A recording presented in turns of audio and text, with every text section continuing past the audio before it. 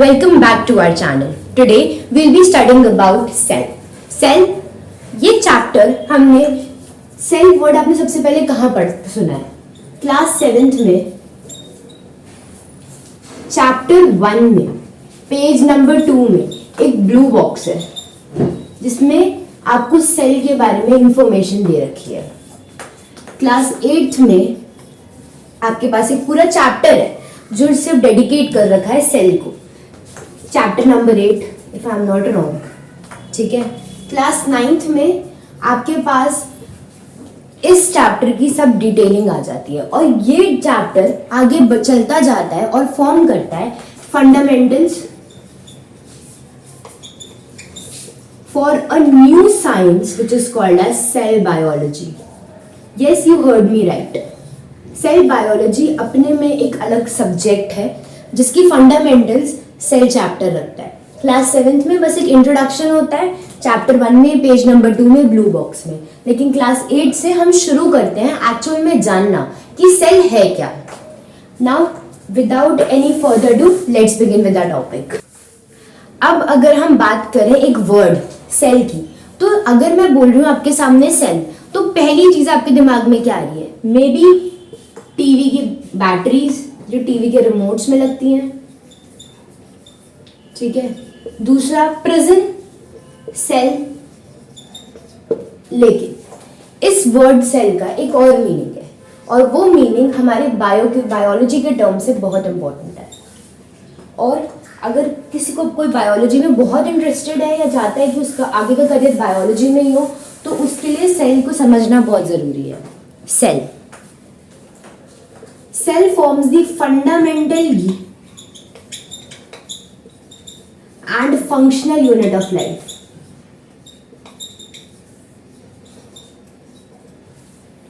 NCERT के example से चलूं, ये मेरी दीवार है. ठीक है. एक दीवार को बिल्डअप करने के लिए बहुत सारी ब्रिक्स चाहिए होती हैं. हमारी बॉडी भी ये दीवार ही है और इन ब्रिक्स का काम हमारे सेल्स ने पूरा किया है. फंडामेंटल का मतलब हर एक छोटी से छोटी चीज हमारी बॉडी की सेल से बनी है. Fundamental often refers to the word foundation. हमारी बॉडी की फाउंडेशन ही सेल ने रखी है. जब भी हम जेस्टेशन पीरियड की बात करते हैं, हमारा जो सेल होता है, सेल डिवीजन हो रहा होता है. फंक्शनल का मतलब है फंक्शंस परफॉर्म करना. हमारे बॉडी में जितने भी फंक्शंस चल रहे हैं वो सारे फंक्शंस सिर्फ सेल ही परफॉर्म करते हैं. ठीक है. अब अगर हमें ये समझ में आ गया कि फंडामेंटल का फंक्शनल यूनिट ऑफ बॉडी है, तो एक बात यह कि क्या हम इस सेल को देख सकते हैं? नहीं. जैसे हमारे एटम्स को हम नहीं देख सकते एक मटेरियल में, वैसे ही हम इन सेल्स को नहीं देख सकते. पर हाँ, हम सेल्स से बने हुए टिश्यूज से बने हुए ऑर्गन्स और ऑर्गन्स से बने हुए ऑर्गन सिस्टम का ही पार्ट है. अगर हम माइक्रोस्कोप यूज करना स्टार्ट कर दें तो ऑब्वियसली हम ब्लड के सेल्स को भी देख सकते हैं, टिश्यूज को भी देख सकते हैं, ऑर्गन्स को तो हम नेकेड आई से वैसे ही देख सकते हैं और ऑर्गन सिस्टम भी हम स्टडी कर सकते हैं. लेकिन सारी चीजें शुरू कहाँ से होती हैं? एक छोटे से चीज सेल से. सेल बहुत बड़ी चीज नहीं है, बहुत छोटा होता है. इवन माइक्रोस्कोप में भी बहुत ही छोटा दिखता है. You can not see them through your naked eyes, not possible. But जरूरी क्या है जानना कि जो सेल है वो फंक्शनल यूनिट है. आपके शरीर में जितना भी काम हो रहा है वो सब सेल का. सेल्स की डिस्कवरी करी थी एक साइंटिस्ट रॉबर्ट हुक ने 1665 में. 1665 में रॉबर्ट हुक ने कॉर्क में डेड सेल्स देखे थे. अब पहला सवाल, डेड कॉर्क होता क्या है? कॉर्क नॉर्मल में बोलूं तो bark of any tree. But अगर आपने आगे जाकर मॉर्फोलॉजी पढ़ोगे तो आप समझोगे कि कैम्बियम क्या होता है. कॉर्क कैम्बियम फॉर्म होता है. डेड सेल्स को देखा था कॉर्क में रॉबर्ट हुक ने 1665 में. और उसको कैसा स्ट्रक्चर मिला? उसे मिला था एक हनीकॉम्ब स्ट्रक्चर. ऐसे कुछ सेल्स दिखे थे उसमें ऐसे. तो उसने कहा कि मैं इनका नाम सेल रख देता हूँ, उसने उसका नाम सेल रख दिया। और तब हमें नहीं पता था कि प्लांट्स में, हमें लगा था प्लांट्स में ये सेल्स है, लेकिन ऐसा नहीं था। एनिमल्स, छोटे से छोटे लिविंग ऑर्गेनिज्म में भी ये सेल्स पाए जाते हैं। ज़्यादा आपको इन डेप्थ नॉलेज चाहिए तो please read your NCERT, because NCERT form the basis of cell biology and NCERT is the only bible you need to follow till your class. अब एक और सवाल जो बहुत ज़रूरी है आप सबका पूछना, कि organisms different shape, different colour, different size के होते हैं, तो क्या सेल्स भी डिफरेंट कलर, डिफरेंट शेप और डिफरेंट साइज के होते हैं? जवाब है हाँ। हमारे सारे सेल्स बॉडी के सबका डिफरेंट शेप,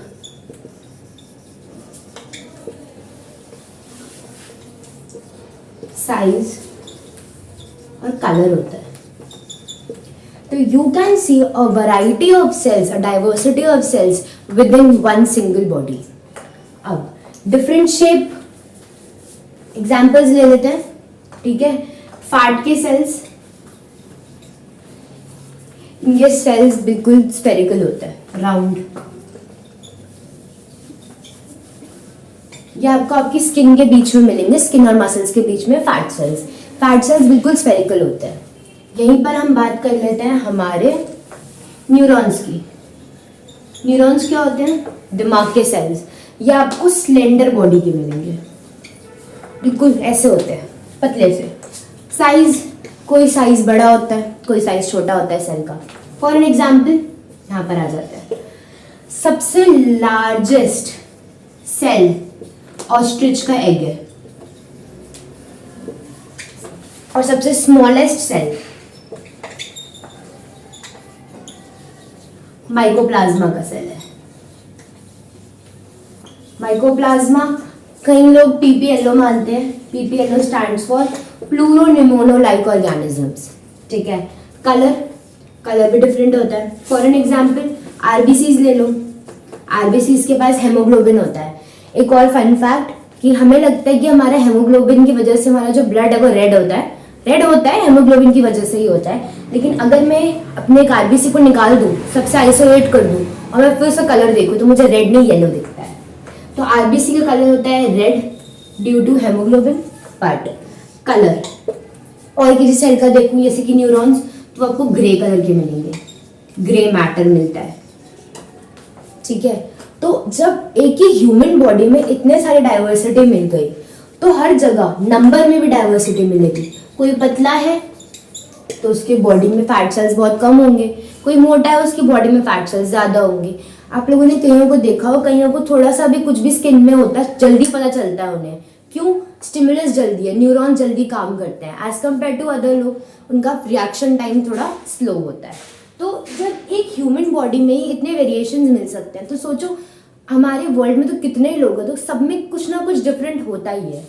ये सेल का काम है, ये सेल की एक यूनिक पर्सनालिटी है, यूनिक ट्रेट है कि जो एक सेल है, ये एक सेल होकर भी सब में डिफरेंट है, ठीक है। कहीं पर हो सकता है सेल ऐसा पड़ा हुआ हो, कहीं पर हो सकता है सेल ऐसा पड़ा हुआ हो, हमें नहीं पता, बट हमें जानना। मूव ऑन करते हैं हमारे बेसिक से और आते हैं थोड़े डाइवर्सिफिकेशन पे। डाइवर्सिफिकेशन यानी कि डिस्टिंग्विश। तो एक होते हैं यूनिसेल्युलर ऑर्गेनिजम्स और एक होते हैं मल्टी सेल्युलर ऑर्गेनिजम्स। यूनिसेल्युलर, पूरे ऑर्गेनिज्म की बॉडी में एक ही सेल है। The whole body is made up of only one cell. अब जो ये एक सेल है, ठीक है, इसका काम है कि ये सारे काम करेगा, डाइजेशन, रेस्पिरेशन, एक्सक्रीशन, रिप्रोडक्शन, सब कुछ इस एक सेल को करना है, ठीक है। Example very easy, amoeba, paramecium, ठीक है। अमीबा एक यूनिसेलुलर ऑर्गेनिज्म है। अमीबा का डिस्टिंग्विशिंग फीचर बड़ा अच्छा है, सीडोपोडिया। नाम भी अच्छा है सीडोपोडिया, देखने में भी जल्दी पता चलता है। क्यों? फॉल्स फीट, फॉल्स फीट होता है इसके, रेंगटा ही है, चल नहीं सकता। Paramecium, paramecium slipper like organism है, ऐसे चप्पल की तरह साइज होता है इसका। ये मेरा हाथ है, ऐसी इसका साइज है, ये साइज होता है पैरामीशियम का। ठीक है, it can cause a number of diseases in human body. So make sure कि तुम पैरामीशियम को ना देखो बट अमीबा को देख सकते हो। मल्टी सेल्युलर ऑर्गेनिजम्स, एक बॉडी में मिलियंस ऑफ सेल्स होते हैं, millions trillions of cells, trillions of cells से मिलकर एक ह्यूमन बॉडी बनेगी। ह्यूमन नहीं, कोई भी एक बॉडी बनेगी। ह्यूमन का तो स्पेसिफिकेशन नहीं है, प्लांट्स के पास ही बहुत सेल्स होते हैं। एग्जाम्पल अगेन, प्लांट्स लिख दो, एनिमल्स लिख दो, ह्यूमंस लिख दो, कुछ भी लिख दो, ठीक है। We'll be studying about the components of a cell. Cell actually में बनता किससे, ये तो पता चल गया कि सेल बना टिश्यूज रहा है, टिश्यूज से टिश्यू सिस्टम, टिश्यू सिस्टम से ऑर्गन, ऑर्गन से ऑर्गन सिस्टम, ऑर्गन सिस्टम से ह्यूमन बॉडी। बट सेल के अंदर क्या है, तो सबसे पहला सेल मेम्ब्रेन। सेल मेम्ब्रेन क्या होता है, सेल मेम्ब्रेन एक आउटर मोस्ट प्रोटेक्टिव लेयर है जो हर एक सेल में होती है, जो उसे प्रिवेंट करती है, उसके कंपोनेंट को सिक्योर करती है फ्रॉम दी आउटर एनवायरनमेंट। जैसे आपकी स्किन है, आपकी स्किन प्रोटेक्ट करती है आपके इनर बॉडी ऑर्गन्स को, आपके मसल्स को, वैसी प्लाज्मा मेम्ब्रेन एक ऐसी स्किन है सेल की जो प्रोटेक्ट कर रही है उसे आउटर सराउंडिंग से, ठीक है। प्लाज्मा मेम्ब्रेन बहुत इंपॉर्टेंट होती है, ठीक है, क्योंकि वो क्या कर रही है, वो प्रोटेक्शन का काम कर रही है। दूसरा, वो सिलेक्टिवली परमिएबल होती है। इस वर्ड को ध्यान से सुनो, सिलेक्टिवली परमिएबल। परमिएबल का मतलब allowing the movement of particles or substances in and out of the cell। Permeable का मतलब होता है कोई भी एक चीज है मेरे पास, मान लो ये कार्बोहाइड्रेट का मॉलिक्यूल है, कुछ प्रोटीन के मॉलिक्यूल्स है, कुछ फैट्स है, कुछ लिपिड है, ये सबको अंदर जाना और अंदर से बाहर आना, अगर ये सेल अगर हमारा ये अलाउ कर देता है तो उसे हम परमिएबल कहते हैं। पर प्लाज्मा मेम्ब्रेन होती है सिलेक्टिवली परमिएबल। सिलेक्टिवली परमिएबल का मतलब कि सिर्फ कुछ ही ऐसे न्यूट्रिएंट्स है, कुछ ही ऐसे सब्सटेंसेस है जिन्हें ये अलाउ करेगा, बाकियों को अलाउ नहीं करेगा। और ये इंपॉर्टेंट क्यों है, फॉरेन बॉडीज, वायरसेस जो हमारी बॉडी में एंटर करते हैं, तो अगर हमारा प्लाज्मा मेम्ब्रेन परमिएबल हो जाए कंप्लीटली तो हमारी बॉडी की इम्यूनिटी अपने आप घट जाएगी, जिसकी वजह से हमें बीमारी होने के चांसेस बढ़ जाएंगे। अब सेल वॉल, प्लाज्मा मेम्ब्रेन सारे सेल्स में देखने को मिलता है, चाहे वो एनिमल सेल हो या फिर चाहे वो प्लांट सेल हो, लेकिन सेल वॉल हम सिर्फ प्लांट सेल में ही देख सकते हैं। ये प्लाज्मा मेम्ब्रेन के अलावा एक आउटर कवरिंग होती है, ठीक है, जो प्रोटेक्ट करती है, जो बहुत रिजिड होती है। अब इसका होना प्लांट्स में जरूरी क्यों है, सी वी आर ह्यूमंस, हमें कोई भी प्रॉब्लम होती है हम भागना शुरू कर देते हैं, बट प्लांट्स के पास लोकोमोशन नहीं होता। अगर उनको कोई तोड़ रहा है तो they have to make sure that they are secure by themselves. इसीलिए नेचर ने उन्हें एक तरीका दिया है सेल वॉल के थ्रू, जिससे वो प्रोटेक्ट करते हैं अपने आप को और प्रोटेक्ट करते हैं अपने सेल को। सेल वॉल बहुत रिजिड होती है, प्लाज्मा मेम्ब्रेन सिलेक्टिवली परमिएबल होती है, लेकिन सेल वॉल बहुत रिजिड होती है, वो अलाउ नहीं करती बहुत जल्दी चीज़ों को अंदर आने के लिए, चीज़ों को बाहर जाने के लिए। तीसरा कंपोनेंट है cytoplasm. Cytoplasm jelly like substance होता है जो एक फ्लूइड या लिक्विड मीडियम बनाता है मेरे सेल के अंदर।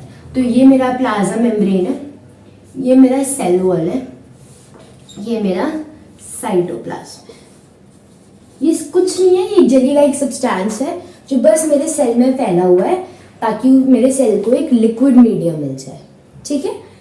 और इसके पास अपनी भी कुछ कंपोनेंट्स होते हैं जिन्हें हम सेल ऑर्गेनेलीज कहते हैं।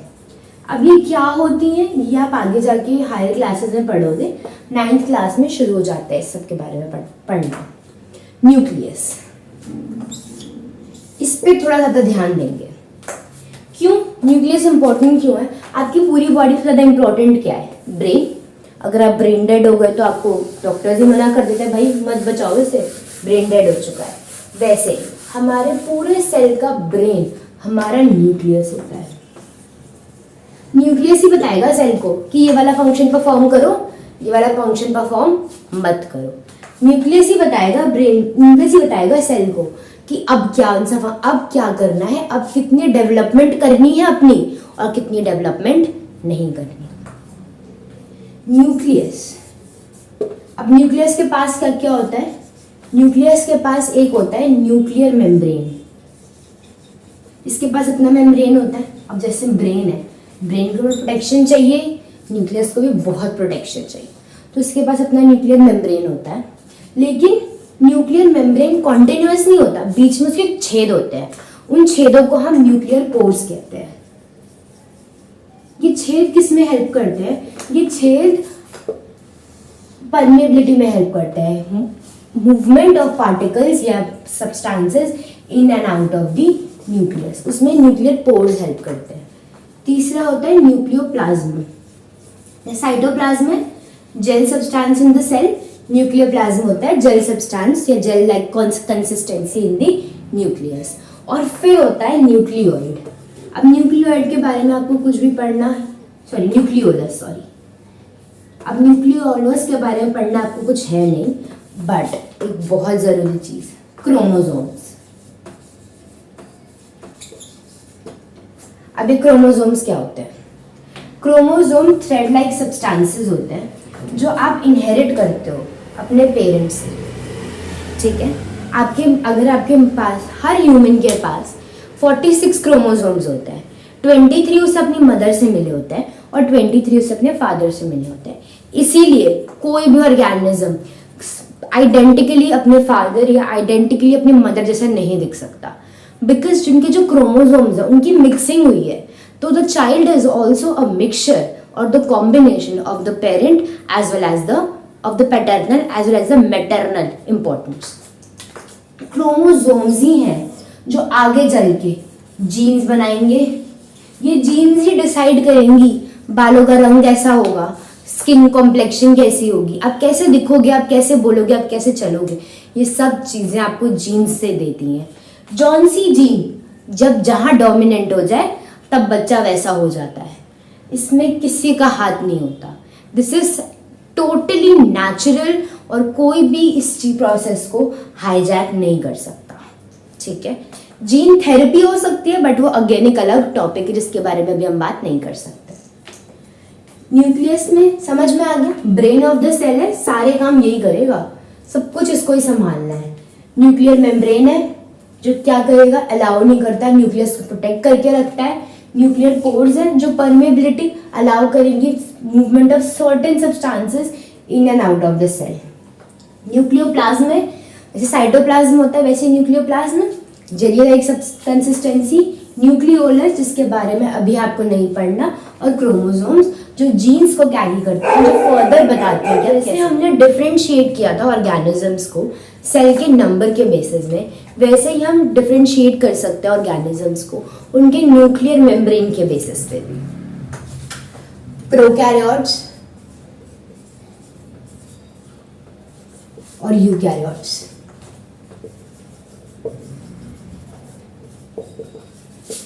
प्रोकैरियोट्स क्या होते हैं? वो सेल्स जिनके पास एक वेल डेवलप्ड न्यूक्लियर मेम्ब्रेन नहीं होता है, उन्हें हम प्रोकैरियोट्स कहते हैं। Nuclear membrane is absent. जिनके पास एक प्रॉपर न्यूक्लियर मेम्ब्रेन प्रेजेंट होता है उन्हें हम यूकैरियोट्स कहते हैं, ठीक है। दूसरा और सबसे जरूरी, अगर प्रोकैरियोट्स के पास न्यूक्लियर मेम्ब्रेन नहीं है तो न्यूक्लियस को प्रोटेक्ट करने के लिए कोई चीज भी नहीं है, तो इनका जो न्यूक्लियस होता है उसे हम न्यूक्लियोइड कहते हैं। और वो ऐसे ही मेरे सेल में मेरे प्लाज्मा मेम्ब्रेन में, मेरे साइटोप्लाज्म में घूमता रहता है। वहीं पे यूकैरियोट्स के पास एक वेल डेवलप्ड न्यूक्लियस होता है, ठीक है। अब जिन ऑर्गेनिजम्स के पास प्रोकैरियोटिक सेल्स होते हैं, वेल डेवलप्ड न्यूक्लियर मेम्ब्रेन होता है, उन्हें हम प्रोकैरियोटिक ऑर्गेनिजम्स कहते हैं। और जिन ऑर्गेनिजम्स के पास वेल डेवलप्ड न्यूक्लियर मेम्ब्रेन होता है उन्हें हम यूकैरियोटिक ऑर्गेनिजम्स कहते हैं। एग्जाम्पल ले लो, क्या हो सकते हैं प्रोकैरियोट्स में? ब्लू ग्रीन एल्गी, साइनोबैक्टीरिया जो फार्मर्स के बेस्ट फ्रेंड होते हैं, अच्छा एटमॉस्फेरिक नाइट्रोजन को अच्छे से लिक्विड नाइट्रोजन में कन्वर्ट करता है, फार्मर्स को देते हैं, फटाफट से खाना बना लेते हैं प्लांट्स अपना। ब्लू ग्रीन एल्गी, ठीक है, इसका एग्जाम्पल और ले लो, ऑसिलिटोरिया, नॉस्टैक, यहीं पे आ जाओ यूकैरियोट्स में। Best example humans, plants. That ends your chapter. अब इस चैप्टर में बस एक चीज़ और रह गई है, difference between plant cell and animal cell. उसका वेल टैब्यूलर फॉर्म आपके बुक्स में दे रखा है। कुछ सेल ऑर्गेनेल जैसे प्लास्टिड्स, ठीक है, या वैक्यूल्स, इन सब के बारे में दे रखा है, बट चैप्टर में इसकी कोई डिटेल नहीं है। आप चाहो तो हम उसके लिए एक नया वीडियो बना सकते हैं, बट प्लीज़ कमेंट फर्स्ट। बिना कमेंट के हमें नहीं पता चलेगा कि आप लोग क्या चाहते हो, और आप लोग नहीं समझ पाओगे कि हम कैसे अपना पढ़ाना चाहते हैं। तो please comment, like, share and subscribe to my channel, and for more such content please keep watching Rewire.